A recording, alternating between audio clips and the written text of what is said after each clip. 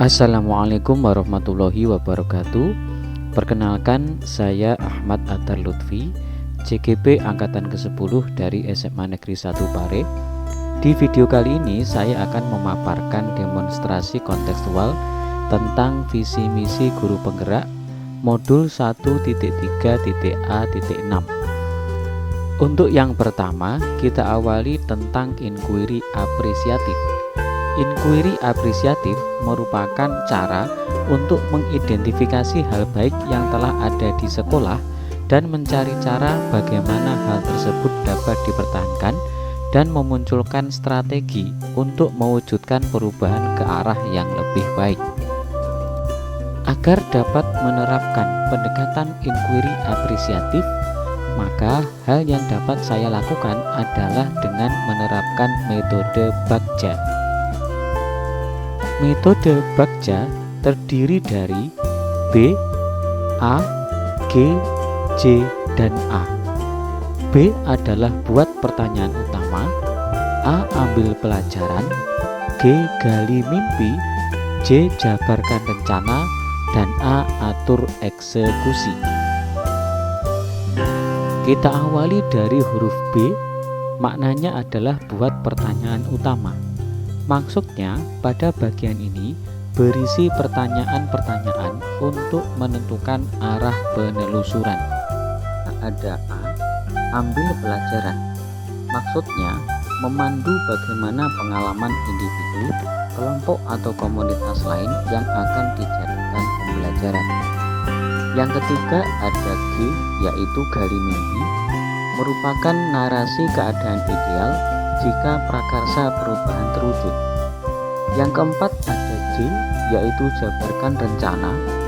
Ini merupakan kegiatan untuk mengidentifikasi tindakan-tindakan yang akan dilakukan. Sedangkan yang terakhir yaitu A, atur eksekusi. Maksudnya adalah untuk membantu transformasi rencana menjadi sebuah kenyataan. Visi guru penggerak pada kesempatan kali ini adalah mewujudkan peserta didik yang religius, berkarakter, berakhlak mulia, mandiri, kreatif, bernalar kritis, saling bergotong royong, dan berkebinekaan global. Untuk prakarsa perubahan, yaitu mengembangkan literasi digital siswa untuk menciptakan lingkungan belajar yang sehat, aman, dan nyaman. Tahapan Bagja yang saya buat yaitu yang pertama adalah B, yaitu buat pertanyaan utama. Pada tahap ini kami menyusun pertanyaan yaitu apa yang harus saya lakukan untuk mengembangkan literasi digital siswa untuk menciptakan lingkungan belajar yang sehat, aman, dan nyaman. Daftar tindakan atau penyelidikan yang perlu dilakukan untuk menjawab pertanyaan. Yang pertama adalah membaca literatur mengenai pengembangan literasi digital siswa untuk menciptakan lingkungan belajar yang sehat, aman, dan nyaman. Yang kedua, berkolaborasi dengan sesama warga sekolah. Yang ketiga, mengoptimalkan pojok baca dan daftar buku digital. Dan yang keempat adalah memaksimalkan jaringan internet di lingkungan sekolah. Tahap berikutnya yaitu huruf A, ambil pelajaran. Pertanyaan yang kami susun adalah yang pertama, aktivitas apa yang dapat dilakukan untuk menanamkan literasi digital yang sehat, aman, dan nyaman pada siswa. Pertanyaan yang kedua, apa aset atau kekuatan yang ada di dalam sekolah yang dapat mendukung literasi digital siswa. Dan yang ketiga, siapa saja yang berperan dalam program literasi digital siswa. Daftar tindakan atau penyelidikan yang perlu dilakukan untuk menjawab pertanyaan. Yang pertama adalah melakukan observasi pada anak terkait dengan minat, kendala, dan kebutuhan literasi digital siswa. Yang kedua, menarik perhatian siswa untuk memulai literasi digital. Yang ketiga, memaksimalkan fungsi perpustakaan, jaringan internet, lab komputer, serta pojok baca. Dan yang terakhir, berkolaborasi dengan seluruh warga sekolah. Tahap yang ketiga yaitu huruf G, gali mimpi. Di sini pertanyaan yang kami susun, yang pertama adalah apa yang diharapkan dari perwujudan literasi digital siswa. Dan yang kedua, kebiasaan baru apa yang saya bayangkan akan terjadi apabila pengembangan literasi digital siswa untuk menciptakan lingkungan belajar yang sehat, aman, dan nyaman telah dapat terwujud. Daftar tindakan atau penyelidikan yang perlu dilakukan untuk menjawab pertanyaan. Yang pertama adalah mencari tahu melalui metode angket tentang pemanfaatan literasi digital siswa. Yang kedua, berkolaborasi dengan warga sekolah untuk menguatkan literasi digital siswa yang sehat, aman, dan nyaman. Yang ketiga, mencetak generasi yang senantiasa mau belajar untuk bahagia. Yang keempat, mendokumentasikan kegiatan literasi digital siswa.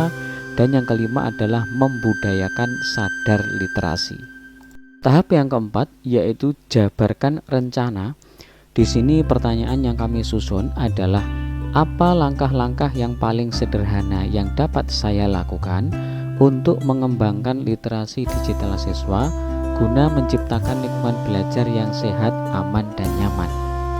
Di sini daftar tindakan dan penyelidikan yang perlu dilakukan untuk menjawab pertanyaan. Yang pertama adalah membuat praktek baik tentang aksi literasi. Yang kedua, berdiskusi dengan kepala sekolah, rekan guru terkait penggunaan literasi digital yang sehat, aman, dan nyaman. Yang ketiga, mengikuti event literasi lokal maupun nasional. Yang keempat, mengadakan event pekan bahasa tingkat sekolah. Yang kelima, pembiasaan literasi seluruh siswa pada hari-hari tertentu. Dan yang keenam adalah menetapkan kriteria pencapaian penguasaan literasi digital. Untuk tahap terakhir yaitu A, atur eksekusi. Di sini pertanyaan yang kami susun adalah yang pertama, siapa yang dapat memberikan refleksi dan umpan balik dari kegiatan pengembangan literasi digital siswa guna menciptakan lingkungan belajar yang sehat, aman, dan nyaman yang saya lakukan.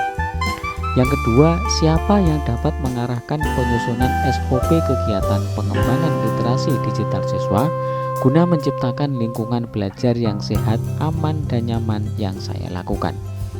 Di sini tindakan atau penyelidikan yang perlu dilakukan untuk menjawab pertanyaan. Yang pertama adalah meminta rekan sejawat atau kepala sekolah untuk melakukan observasi, refleksi, dan umpan balik dari kegiatan pengembangan literasi digital siswa untuk menciptakan lingkungan belajar yang sehat, aman, dan nyaman. Dan yang kedua, mengajukan kepala sekolah untuk pembentukan tim literasi digital dalam menyusun SOP kegiatan literasi digital. Rancangan tindakan perubahan berdasarkan tahapan Bagja semoga dapat membawa perubahan yang lebih baik dan senantiasa berpihak kepada murid. Demikian tadi pemaparan kami tentang demonstrasi kontekstual, visi dan misi guru penggerak. Semoga bermanfaat.